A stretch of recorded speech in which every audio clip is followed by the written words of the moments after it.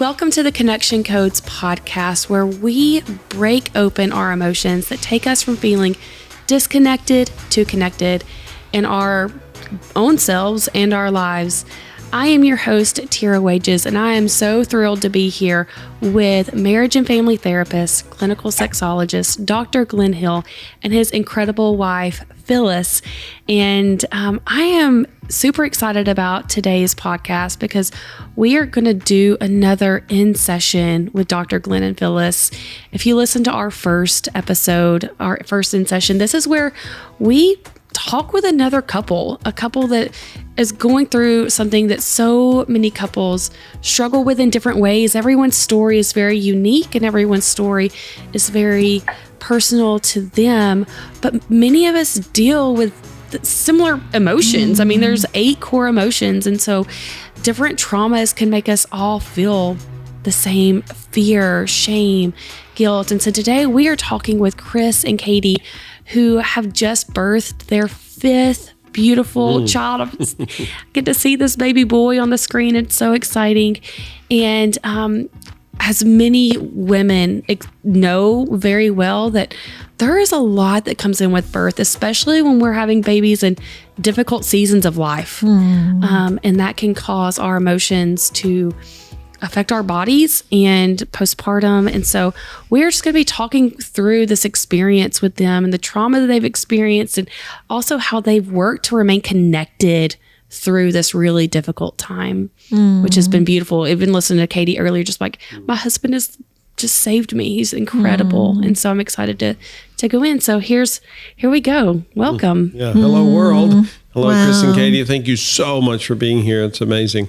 Yes. I love it. It means the world. And, I know that in just having a chance earlier to talk some through what y'all have experienced, and I know your heart is to process and to find the healing in all this for yourselves and your marriage and your family. And I know specifically, Katie, you've really been on quite the journey through this birth and just even really tuning into your own body and realizing that there's, even through processing the emotion of letting that go, that your body needs the healing of all of that. And so we just thank you already in advance for your vulnerability. And there are so many that go through a very lonely time after having a baby, and that there's this expectation, almost like a judgment that's put on women and men too,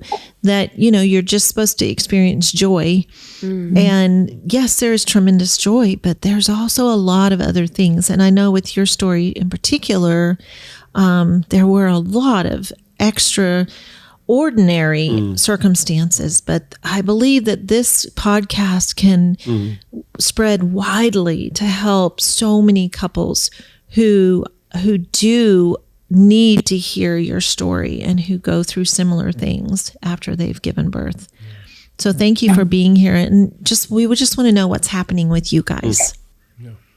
Thank you so much for that. I told you as we were texting, I feel so much identity from that, especially in this season of feeling so unseen, because this journey that I'm on is very unique. And, even people who have been walking a little bit more closely, sometimes it's hard to explain, no, this is what's happening. And anyway, just walking through loneliness for sure in this time of not being able to identify or relate. And I find that in who I am, relating is very important to me. And so it's been interesting to one, be at the very end of myself, and to find that relating to people right now, I want it so desperately. But even on the drive over here, Chris was like, babe, you probably shouldn't be, reaching out to so many people and offering all this help and advice yet, because you're still needing to heal and mend. And it's important to take that time to heal and to let it happen all the way. And, but in the search for relatability, reaching out to, is anybody else experiencing this? And it can be both one of my greatest blessings and also one of the things that I'm having to learn to put more boundaries around and to be okay with taking care of myself and not having to take care of other people at the same time, to be okay with, it's okay that this healing is actually just for me and for my family. It's okay that this healing journey is just for my kiddos to have their mom back, for my husband to have his wife back, to be able to do the things that are normal everyday life things that I haven't been able to do for 3 months, a little bit longer, and have it be just for us and just for the beauty of our family restoration. Yeah. Wow. Well, and I hear though, for you and Chris, that I so relate to the loneliness of feeling isolated, even in just being we want our listeners to hear a little bit more about what you've actually been through. But even in that, just feeling alone, like feeling like most people don't relate to what y'all have been through. And ordinary birth, ordinary postpartum is challenging, but you guys, plenty. but you guys have been through so much beyond what is even normal. And Chris, I really do. I love that your protection of Katie and saying even Katie, and even, just, I'd love to hear what happens for you in that, Chris, just that concern, right? Of wanting to make sure Katie protects herself and gosh, you guys have been through so much. So for the sake of our listeners, can you elaborate a little bit of just your story of what you guys have been through? Do you want me to share? Do you want to? Well, I can share a little bit. Go ahead. Yeah. Leading up before Katie's birth, it was in December. It was just a really, really heavy hit on a month with family issues that were going on between my brother and his wife, and that was just really affecting the whole family. And then we got hit with COVID right before Christmas, and that took Katie and I out, took me out even worse for 3 weeks. And so she was taking care of me while being pregnant, and I was basically in bed for 3 weeks. And and then the kids got sick too right after that. Yeah. Kids got sick right after all that. And then the kids got sick right after all of that. And we were trying to keep everything separated, so we're not sharing what we were having, but they still wound up getting sick as well. And then there was Katie's birth, which went really well, I think, and for the most part. And I'll let her elaborate more on that because she went through it. I was going to say, it's always easy for a man to say, yes, you did great. Everything was good. Yeah. I know that the mindset leading up into that was difficult for her, but I'd say that overall for me, it felt pretty easy compared to the last birth. And then getting sick with what she was going through right after giving birth, and not knowing what was going on and how to handle it. And so in the beginning of December, my papa passed away, and he was like my biggest spiritual anchor of life. He's the one who really taught me so much. And while it wasn't like he was 87 years old, lived a beautiful life, it wasn't like it was a sudden, but still it just brings up all of this emotion and all of these realizations about my own life and learning more about his and my grandma's journey. And like Chris mentioned, his brother and sister walking through things, they also were pregnant at the same time. So we were pregnant together, and they had their baby exactly a month before we had Kingston. And so I actually was suffering with quite a bit of guilt and shame even for how amazing our journey has been. We've had a lot of rough roads, but Chris has been such a faithful husband, and he has done so much work on himself, getting healed, getting whole, going after the scary, dark places for years, being willing to face shame, being willing to face addiction, being willing to face all the stuff. And so I was dealing with guilt and shame that I had such a good road And it made it really hard for me to be present in my own life. And so as we had COVID, that's when our family stuff blew up. And that was, I think, 3 days before I gave birth. So we're dealing with being sick, families blowing up, their marriage is falling apart, and we've been walking with them super closely. And then our bodies are shutting down. You know, we physically can't manage being the support that we wanted to be. And in our community, a lot of people have been very concerned about COVID. And so there was a lot of like where we would normally have support, there wasn't support. Like I didn't have a baby shower this time. People were just kind of afraid to be around because we were sick. So we had weeks of isolation from being sick, dealing with this family stuff. And then I go into labor early, which has never happened. I'm always I think like 3 to 10 day late birther. So in my head, I was like, I don't even have to be present in my own life yet. It's going to be okay. We don't have to worry about having the baby yet. I didn't have his bed set up. Our bedroom was a disaster from being sick. We just, you know, we didn't have laundry caught up. Dishes were a mess. I mean, you know, when both adults are sick and our oldest is 8. Oh, wow. Actually, she was 7 at the time. She turned 8 after that. There's just a lot of things that kind of are falling apart. Yeah. And so I went into labor with Kingston, and I just wailed, cried through the whole thing. And I couldn't even explain what was going on, except I was just like yelling, we can't have this baby yet. Our room's not ready. He doesn't have, like, I haven't purchased anything for him. It's the least prepared I've been. And he's our 5th baby. We're all still sick. What if he gets sick? You know, just so much fear. And yet I felt like I was the most experienced, and it really was the grace of the Lord. My labor was only 2 hours and 45 minutes and he was here.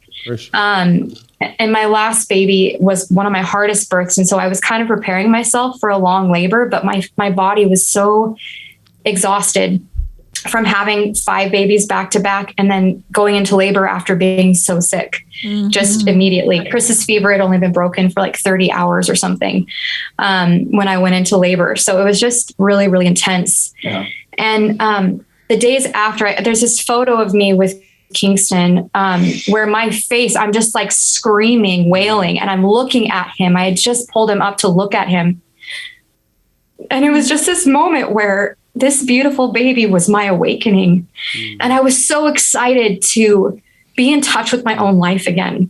I had been working 3 part-time jobs. I homeschool. Chris works full-time. We have a small farm where we've been adding animals and crops and things with the goal of really going after health and self-sustainability. And so I had this I'm so excited to be awake again.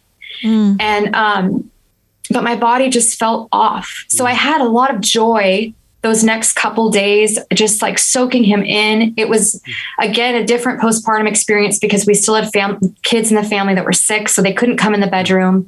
But I was soaking him in because I was present for the first time in a long time. I had been so distracted with my work, like staying up till 3 a.m. sometimes, just trying to meet a goal for month end or things like that. And so I felt this tremendous thankfulness that I was able to be awakened. And also in that moment, shame because, oh my gosh, I was so disconnected. I was so disconnected from myself, from my kids, from our home, from the focus of we're going after things for our family. And even really getting caught up in like people pleasing and caring so much about what everybody else needed or wanted from me and trying to make sure that I was fulfilling that. And so about a week after Kingston was born, our dog attacked one of our chickens, and I ran down to go grab the dog and my body just collapsed. And I was like, that was weird. What's that about? I normally take it really slow to heal, but that was an odd thing.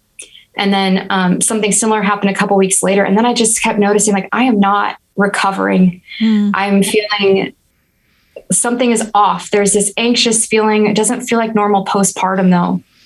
But I got on all of my normal supplements for that and just wasn't bouncing back.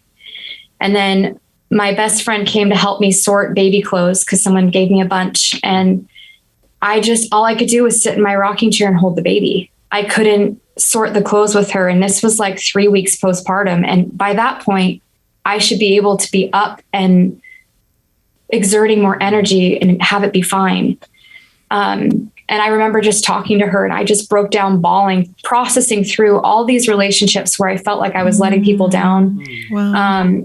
This pressure of I'm supposed to go back to one of my jobs this next week because I was supposed to come back at 4 weeks and I'm not recovering, but I'm going to just do it anyways because I don't want to let them down. And just pushing myself. And so that leads to the first, ambulance ride with this new condition I was dealing with. And I got on the phone with that boss and we had an hour-long conversation. I just said, I am not okay. And I'm just bawling. I don't know why I'm bawling, except that I know that I'm letting her down. And it's been a long-standing relationship that I really care about. I hung up the phone after that conversation. She took it so well, but I wanted to be okay with her. And I'm like, man, I feel weird. So I went and laid down, woke back up from a nap, felt terrible, tried to get Chris's attention, but he was taking care of pigs and he couldn't hear me. And so I went and took a shower, and then it just got worse. And so I found myself stumbling out to the yard to see him. And I'm like, babe, something's really wrong. My heart was racing. My head was light. I was stumbling all over the place and went inside, totally collapsed in the chair. My whole body starts vibrating. I can't lift up any part of my body. I can't really think straight, anything. And I all but passed out. So we called the ambulance. And long story short, I had 3 of those moments happen before getting even more sick. And they basically were just like, this is just postpartum depression. This is just a panic attack. And even the people closest to me were like, you're just having really bad anxiety. You should just get on some anti-anxiety medication and it'll all be okay. But over the next 3 weeks, I continued to decline. I couldn't eat. I couldn't drink. I couldn't sleep. And I had many, many other symptoms that I won't go into. But there were 3 nights in particular, one of them being our oldest daughter's birthday, where I didn't know if I was going to make it through the night because I was having to make myself breathe. And my heart was doing these crazy ups and downs and blood pressure. And all through that, Chris is my rock. He's just with me all day, all night. And usually it got worse at night. And so for 3 weeks, we dealt with that until we found a naturopathic doctor who helped get me repleted.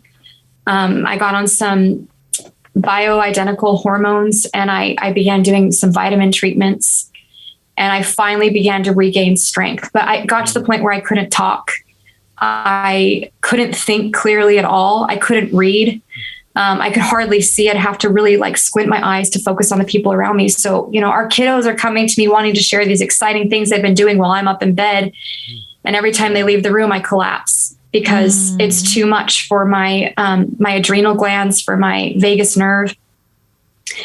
And so that's the health journey that we've been on up to this point. It's been 3 months now where these symptoms persist, but because I'm stronger, I'm doing a little bit better. Like I can make PB&J, I can make dinner, I can help with dishes sometimes. But going from being so independent and, running my home to I have adult help 5 days a week while Chris is at work. And then Chris comes home and he takes over the brunt of everything. And so in that, there hasn't been very much like, hey, let's go on a date night after baby, or let's try to connect. My body's healing. Let's make love. There's so many components in there that have just been very, very, very different than the past 4 times. And even though it's been tremendously difficult, in sickness and in health, right? I've watched Chris love me in ways that has completely undone me in this last 3 months, where he's literally carried me to the bathroom for weeks on end if I have to go to the restroom, or he's catching me as I'm stumbling and falling and collapsing, physically catching me. And then in the middle of it, when there would be breaks, he would be bringing joy and making me laugh. And we'd be laughing about, wow, that was really crazy 5 minutes ago, or something. We don't even know what's happening. And so that's been our journey. I know that was a long story. I tried to make it as short as possible. But that's what's been happening for us. And then in the middle of that, we have our 4 older babies who have all been adjusting to new baby and adjusting to mom being sick and adjusting to other adults around helping to parent. And then us trying to share how we would be parenting with them so that we keep the culture of our home. So it's been quite the ride. Yeah. Anyway. Wow. That's a lot. Yeah. And, Katie, you've shared some on, or through, Instagram, some of your story. And, I have just loved you from afar and just seeing the struggle. And I know the very first time you got on, you were still really, really sick, but you wanted people to know what was happening for you. And just, I think that we all so desperately need to tell our story. We need to be seen. We need to be heard. And in the power of your story, you've mentioned so many different core emotions. And I love that. I love that you and Chris have that language and that it is an ability to release that as you even share it in this very moment, and there is, at times, you at one point said, just that this has awakened you to you. It's like you've tuned back in to you. Wow. And I think that sometimes as women, we have this mindset that we should just push through, that we can always do one more thing, that we can always, push ourselves. And I think even with just birth, with carrying a child, like there's so much that we are doing almost like sight unseen. Like when you carry a baby for 9 months, it's like your body is working overtime all the time. And, you mentioned just some things that happened in December that were so emotionally challenging. And we don't often give enough time for all of that processing to happen, to think it was almost like the perfect storm for you guys to go with the loss of your grandfather, the sadness in that. And I believe you shared just earlier in a phone call that you also lost a good friend. And just the grief, like how do we grieve well when we're also going into the holidays, also going into the very last month of carrying a baby, also, then getting sick with a virus that, for many, like you say, where you guys live, there's been a real shut down because of COVID. And even that, just mentioning that you didn't have a baby shower this time, like to me, that's something right there alone to grieve. Like usually when women or men and women circle around and say, we are also excited about what is going to happen in your life. And we want to, we want to honor you in this moment. We want to shower gifts upon you in this moment. We want to make this really special, and to lose out on that. And then for you guys to even in all of that, to then get so sick, both of you, right before that birth. And I know that this whole time, there's a lot of grief in it all. And it warrants almost time to just allow yourself to just sit in that. And that there's no rushing. You don't have to hurry through that grief. And there's no time limit on that. So then how have the two of you, because what's been thrown at you is impossible. I don't know if you remember the Holmes-Rahe scale that we use in the book. You're never supposed to go over 300 points in a running 12-month period. I don't know where the heck the two of you are. I hope you're not at 1,000. You might be. I don't know. But you're way up there. So what has been the most effective for the two of you navigating this just extreme scenario, and extreme scenarios, plural, but what has been the most effective for the two of you? Can I start? You have something? No.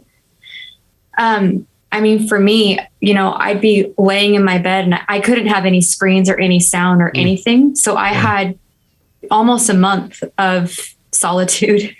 Wow.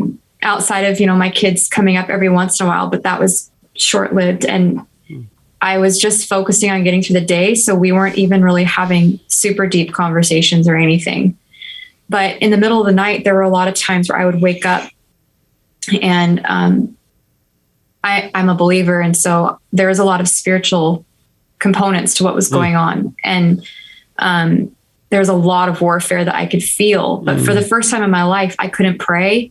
I'm a worship leader, songwriter. I couldn't sing. And so the things I would normally do, I couldn't read my Bible. The things I would normally do to get through hard times, I could not do. My brain had failed me. My body had failed me.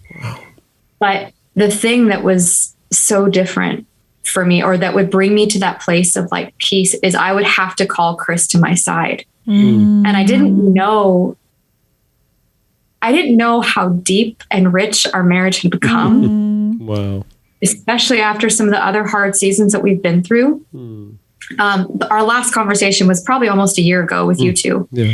And that conversation really changed things for us. And I recognized at that conversation some bitterness and resentment that had been in my heart. And it really allowed me to break through and to stop seeing through some of the lies that I was believing, and to see who Chris is and who he was and always has been, and how faithful he's been. And some of the places where I was even like frustrated in things around the house, I began to see, oh my gosh, that's not Chris, that's me. I'm blaming things on him that are actually me. And stupid things like something being left on the counter, or, things that I just, So laying in bed and realizing how deep and rich our marriage had become, recognizing who he is right now, and not just the day in, day out, where like we come home, he comes home from work, we have dinner, we do a little bit of family connection time, and then we roll into bed exhausted. Recognizing how rich it was, and being able to be so thankful. I don't actually know of any other person I could have gone through this last season with at all, because of who Chris is and his faithfulness and his steadiness. There were days we had some snow somewhere in all that mess, and he went out into our backyard, grabbed the riding lawnmower, attached the sleds on a rope. Don't get mad at us. The kids were totally safe. The blades were not going. And he pulled them around in the snow while I had to be upstairs recovering. And like that's so beautiful to me. And it just, this admiration has just rolled over into my heart like nothing I've ever seen before. Just, I have stars in my eyes for my husband, even more than when we first met. There's just this deep, rich appreciation, and like, you just laid down your life for me in a way that is so humbling. So humbling. And he chose to do it. He chose to not go to work for 3 weeks and, let his boss down. And his boss was very understanding. But, for a man, for Chris, he wants to do his best work all the time. And he chose to lay that down, not worry about anything else, lay it all down and stay home with me until I was well enough for him to go back. And like that kind of sacrifice is, I don't know how to articulate it enough. There aren't words that can articulate it enough, but it's exactly what the Bible says that husbands do. Husbands, lay down your lives for your wives as Christ has loved the church. He has done that. And it's definitely changed my heart a lot, where like the petty stuff that bothered me doesn't really it doesn't really matter. And we both have grown so much too, because we're not in the rat race right now. We're in a rest season. A friend of ours gave us this word. She said, Katie, I really feel like you guys are supposed to just close the blinds. And this was before any of this was really happening. But she had recognized how much we were caring for our family, and we were getting ready to have the baby. And she's like, Katie, you guys, I feel like you're just supposed to protect your family time. You need to close the blinds, and you need to not worry about what anybody else is wanting from you right now. You need to break all those expectations and just do what you need. And in this season of doing that, being able to be this slow, being able to actually, like, even though our time together is short after work, being able to soak each other in and miss each other and yearn for each other because the distractions are gone. one last piece, and I'll let Chris talk. I know I'm talking a lot, but something else that happened for me is, for one of my jobs, I was using social media quite a bit to market some of the things I was selling. And I was on my phone a lot. And I've always given our kids permission to let me know when I'm too distracted. And our oldest and our second oldest were saying quite a bit, Mom, you're on your phone a lot. Can you put it away, please? Mom, we want to play. Come on, put your phone away. And I found myself all through the end of last year being like, okay, I'm coming. Just let me finish this last message, or okay, let me just finish this last thing I got to do really fast. And there's so much pressure there. And not being able to look at my phone because I physically can't for very long at all. I can't hold it up to my ear. I can't look at social media without it physically dropping me so hard. Has been this, again, that word awakening. It's awakened me to life. And while social media is great, it's a great way to connect. Moms, I don't know if you can relate to this, but how often do you have your cell phone in your face when you're nursing your baby? And the science shows, I think you guys even talk about this, when you're breastfeeding your baby, if you look them in the eyes, it's programming identity into them. And how many moments have I missed being distracted and not being present? And so even though this has been the hardest thing I think I've ever been through, I'm present. And even when my brain fails me and I'm foggy and I can't think and I can't fully understand what my kids are saying to me, I'm present. And I'm there, and I'm with you, and I'm going to show you my love because I felt like I wasn't going to be able to do it. I thought this was my last chance. I didn't know if I'd be able to do this again because I didn't know if I would make it through the night, Okay, done. Wow. Can you repeat that question? Sorry, I rabbit trailed that. What about for you, Chris? What have been the most connecting points for you? Connecting points. I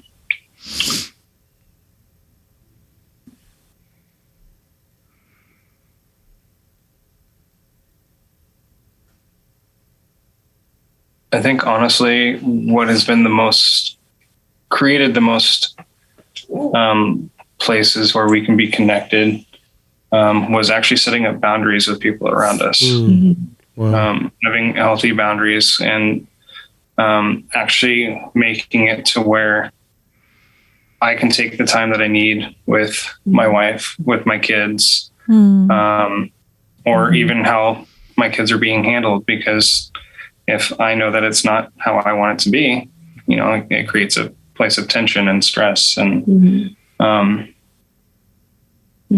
so setting up healthy boundaries for me has been probably key to even for Katie getting better and keeping the stress level low, because what she's dealing with, you can't manage a lot of stress, and then just being intentional, I think has been the biggest thing. Seeing how I can serve her and love on her while she's in this place of not being able to do anything, and like physically carrying her up and down the stairs. It was my joy and honor to move her from one floor to the next so she can be connected with the kids. And that's amazing. So just being intentional. And I feel like that's how I connected the best, was just setting my selfish ambitions aside and things that I wanted to get done on the farm, or a lot of sacrifice there. Yeah. So it was just a place of sacrifice where I got to serve and love my wife. I want to touch on that real quick and just share why what he just said is so important. I have driven our family with my fear of man and with wanting to make people happy and with wanting to be present. So there were a lot of times where, like, Chris is an introvert, he likes to be home, or he likes to be doing things that, he wants to feel safe in his atmosphere, right? We all do. And I got so caught up in, I guess you could call it kind of a keeping up with the Joneses, as far as like just being present for things that people in our community are present for. And I've drug him with me. I've been in ministry since I was like 12. And so, being at every conference or being at every whatever was super important. And since having children, I've gradually tapered down to where I wasn't dragging us as much. But this specific situation, I feel like broke that thing in me where I was just like, come on, please, can we please do this? I just really want to do this. And what are these people going to think if I don't do it? And what if they don't feel loved, or what if they don't feel honored by, me not being present and showing up? And so that's why when Chris says setting boundaries, the boundaries are actually that, like, I can't pull him along at this crazy pace that I've been wanting to go at to make everybody else happy. And he's finally, is that what you were saying? Because I feel like that's a big piece of it too. That's part of it. That's definitely part of it. So this thing is breaking some stuff in me that really needed to change for the health of our family. Yeah. So yeah, for us on our journey, just less than a year ago, our oldest daughter, first of all, talked to us about what brings us energy. And then she said, what are your pain points? And when she first brought that up, we're like, pain points? I don't know. Life's good. What are you talking about? And so over a period of weeks and a month or two, we started recognizing, and of course, pain is supposed to send us a message. It's our consultant. It's telling us something. We see that easily with physical pain. You step on a nail. Well, you need to get the nail out of your foot. You touch a hot stove. You need to move your hand off the hot stove. But we miss that with emotional pain so often. And we're like, oh, I'll just power through it. Well, that would be the equivalent of me, Chris steps on a nail, he gets it through his foot. I'm like, dude, just power through it. Come on, let's go. And he's like, wait, I've got a nail in my foot. I'm like, oh, come on, Chris, just handle it, which would be idiotic. But we do that with emotional pain all the time. So that's been such a big adjustment for us and a huge revelation. So for us to always be aware of emotional pain and go, what's that? What's happening with that, and what's the message that it's telling us? Oh, okay. So Katie, from a beautiful intention, great heart, I'm not judging your motivation at all, but ends up doing things that are actually a detriment to herself, to her partnership with Chris, to her family, and for her to start recognizing the pain, and for Chris to recognize the pain and go, babe, I feel pain there. That's, there's joy in it too. And we can feel multiple emotions at the same time. There's joy in these things, but there's also pain in them, and to tune into the pain and go, what's the pain? What's the message of the pain? What's it trying to tell me? What's it trying to tell us here, so that we can figure out the best next course to do. So good for you. That's amazing that you're tuned in yourselves, but also tuned in with each other to start recognizing that. That's really cool. Sometimes we go through seasons where we have a awakening, and tuning into ourselves is so huge. And, I always think that, my prayer and all of that for you guys, for us, when we go through seasons, is to really lean into what we're learning and to capture it, like really capture it, and not try to rush through it. And even with being able to slow down enough to realize in the grieving of the things that happened in December, that you're allowed to grieve them in April, you're allowed to grieve them in May, and that there's not a time limit. And matter of fact, I think that even to be intentional, to let yourselves cry over what happened in December, and to really... Glenn mentioned this yesterday, and I made him write it down because I thought it was so powerful, about how tears are the blood of emotional wounds. And I think that what y'all experienced in December were some huge emotional wounds. And I don't know that you've cried enough yet for those emotional wounds in December. And I'm not even sure you've had time. Because you were fighting for your life. And so in a sense, it's like to realize you, and in some ways, I think of tears in so many different ways, because I think it's watering also the next season. So you think about, what you've gone through in December, and then all of this year, and to realize those tears that need to come and need to flow freely will also water the seeds of this time. And beautiful things will grow from that. And to just be sure and don't forget that part. And, for both of you, whether tears come easily or not, it's like realizing you've got to let this out. And you may see it come in little spurts, but I think sometimes, and I know that even with you guys being introduced to the connection codes and just how y'all came into our lives over a year ago and how you reached out and just the correspondence that we've kind of had over the last year, and just realizing that in learning all of this, it's like it gives you permission to there's not a time limit. So it's so important that when this fires in your brain, and I believe it will be a part of your story forever, which is so powerful. Like, I believe your story will help many, many, many, many other couples and families beyond even those that you'll meet personally. And just to kind of go, okay, that the trauma, there's so many layers of what y'all have been through. Just the fact, Katie, that you almost died after giving birth it's like, just to really let that be the weight of that be true. Like, that is, you don't try to, like, now that you're getting healthier, don't try to go, well, I guess it wasn't really that bad because here I am. It's like, no, that was really bad. And that, even the things that you'll realize, the things that you've missed in the last 4 months, like the things that, whether it's a birthday or whether it was New Year's Eve or whether it was like, there's just moments that you guys kind of lost, both, and Chris, you too, like, for you to realize you guys have been through so much, and there's a lot of tears associated with all of that. And to know how tears are really beautiful and they need to flow freely. We've actually done a couple of even Instagram posts just this week. I know we filmed them. I don't know if they came out this week or they'll come out next week, but about just how important tears are, and that it's a natural form in our bodies. It's like sneezing. Anytime you need to sneeze, you need to sneeze. It's your body saying, I need to sneeze. Yeah.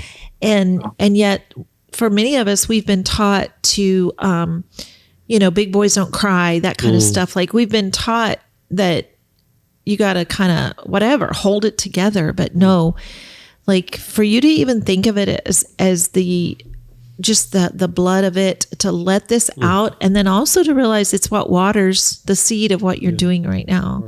And that beautiful bloom will come from it in this watering season, and just to let yourselves cry and to keep processing, which I believe that, y'all know how to do that. And even with the core emotion wheel, what I love about just that tool is sometimes it's just needing that tool, like almost going, you know what, every day, at 9 o'clock at night or 6 o'clock in the morning, like setting aside a specific time where you go, we need to do the wheel every day.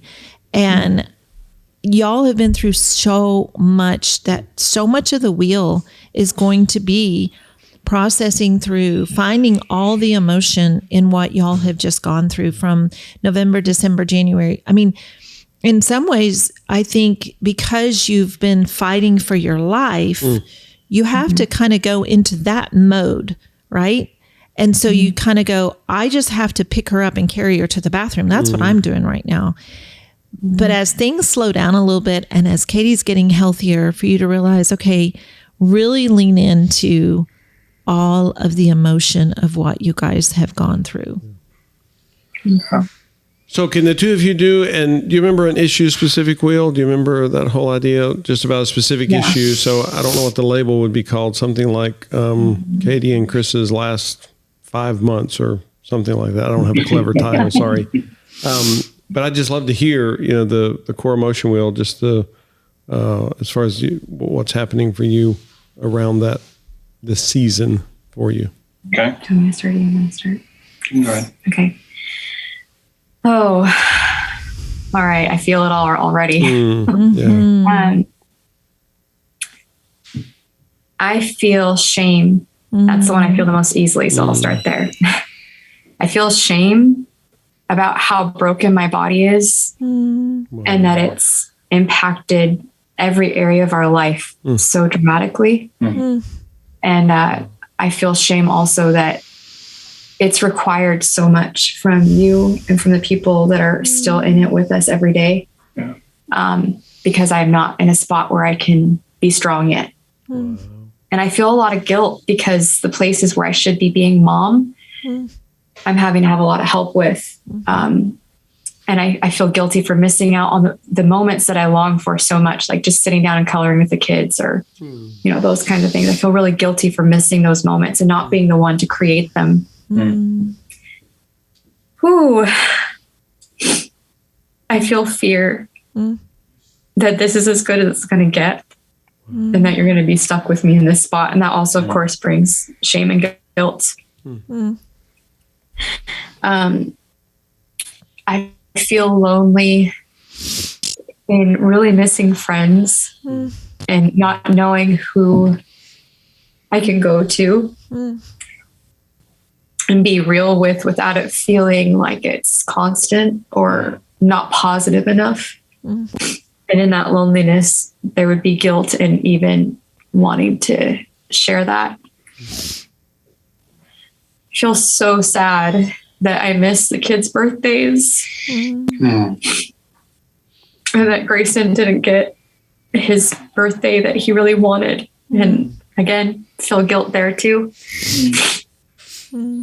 I feel hurt for many of my friends' responses that because I'm trying to stay positive, that there's not a real grid of understanding for what daily life looks like, and feeling kind of forgotten because as soon as the intensity of it wore off, it went back to the lack of contact with people. And I feel lonely in that too. And I feel anger.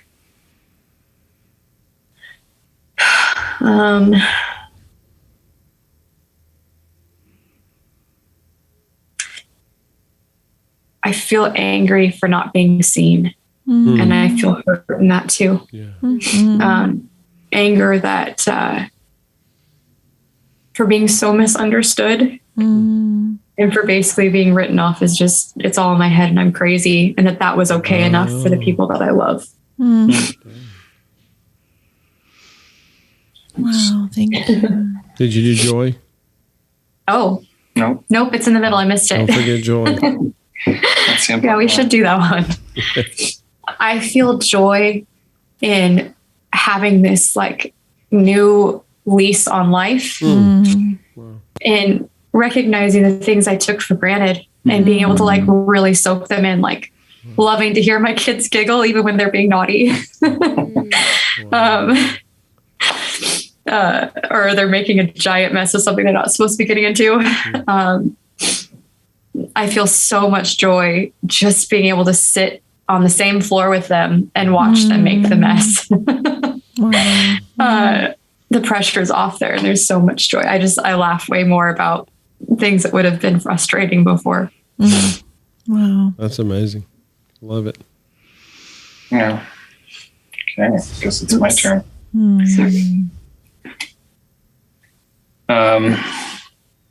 For me, I felt a lot of fear during this journey, not knowing what was going to happen with Katie. I felt anger because I wanted to help more than what I could, and I couldn't fix it. And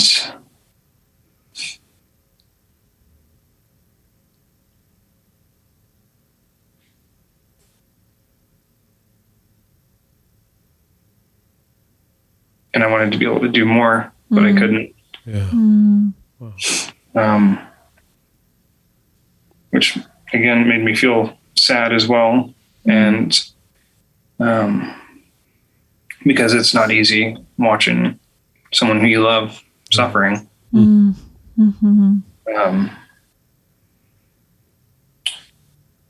I felt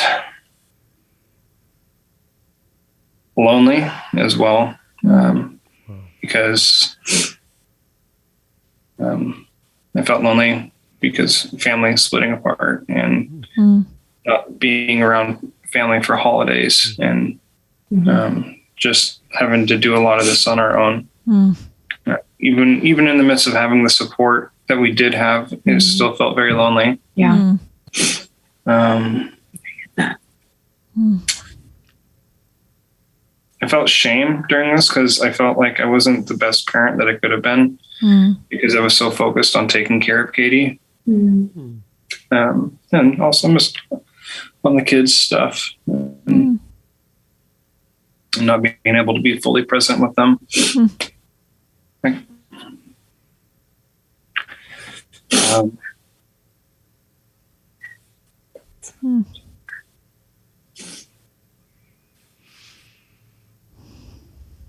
I felt I had guilt for leaving work, having to leave work because being sick, and then I took time off for the pregnancy after being sick, and then Katie got sick, and so I just took more time off again. Wow. I had guilt and some shame in there as well. For having to be away for so long. So I definitely felt that, and then I felt bad about leaving my guys behind in the projects, and we're a small crew, and so things were kind of piling up, and so I had some guilt and shame there. Joy. I think I'm still trying to come into that one. I have joy that Katie is getting better every day. I have joy in the pockets where I'm able to spend time with my kids, and when I'm not letting the stress of life try to hold me down. But when I actually get down on their level, I feel a lot of joy in being able to relate and connect with them. I do things with my kids, like RC cars, letting them drive and chase it, and drones and stuff. But really just seeing my kids happy makes me happy. And then when I get my own time to do projects on the farm or woodworking or anything like that, I feel joy in that as well. And it kind of refreshes me. Cool. Because that's my time that I get to spend with the Lord as well. So. Wow. Thank you both. I just love it. Of course, we're big Connection Coders, huge fans of the Core Motion Wheel. And, for our listeners, we just want you to know we're all just pilgrims on the journey. And it's amazing just where this takes you. Humans connect through emotion. And, Chris and Katie, we know you some. We don't know you really well, but we're just humans, and you connect deeply through that emotion. So I'm really proud of the two of you. That you have the heart in general to do it, but you have the heart to do it on screen, which can be pretty intimidating. So I commend you for that. That's really beautiful. What's really on my heart right now is just to encourage you guys to do the wheel every day. And I know there's this kind of, probably, you mentioned it a little bit, Katie, fear that, will you ever get back to what you consider 100%, but in doing the wheel it's like when you even visually see it, as in you're letting go, you're letting it out. There's so much that has happened in this short period of time. And even the Reiki scale that Glenn mentioned, you guys are very high, like birth alone, and then to go through the death of a loved one, and then the almost death of you, Katie. It's just a lot. And to realize that your body does not need to store any of that. That's huge. So we want to encourage you to do this every day. Like, make it like that is as important as getting the water you need and the supplements you need and all of that, to realize we have got to do the wheel every day. And for both of you, even the same topic over and over and over, till you're able to really release it all and to just know that is going to fire in your brain. And that's going to be a big one for a long time for you guys. But thank you so much for being on with today. And for our listeners, we really are so hopeful that this will help you start a topic that needs to be said, and that you can just listen to this more than once and to really get all that was said today, because we really believe that everyone needs to hear our stories. Yeah. Thank you. Thank you. Okay, we're going to let you go. Thank you so much for your time. You're very kind and gracious. Thank you guys so much for having us today. Really appreciate it a lot. Yes, Okay. absolutely. See you soon. Yes, let's stay in Thank y'all touch. so much. Okay. Wow, that was so impactful. Thank you so much to Katie and Chris for sharing your story. The power of our health and just what that does to us and how it affects every part of our bodies. And I know so many people listening, at some point you've either encountered a situation where your health was holding you back from your life, where you became the caretaker for somebody that you care about. And just like Chris said, like you just desperately wish you could make it better for them. And sharing those emotions with each other and how that can keep you united during such a dark, difficult season. I mean, hearing how much they just value each other through this is just so beautiful, and just further just shows the power of the connection codes. They were connection coders before this happened, and it's beautiful to see how connected they are. So thank you all for listening, for joining in with us, and just share this with a friend, with someone that you know that is helping somebody else through something difficult. And it's also a reminder to us to show up for people. I mean, listening to Katie say just how lonely it's become, because we all get busy. I'm sitting here thinking right now of a friend that I need to not just text and say, hey, I'm thinking of you, but I need to show up for them. They've gone through something difficult, and I need to physically be there. So thank you for being here, and we'll see you next time. Yeah, don't forget, you need this. You deserve this. So let's do this. Let's do this.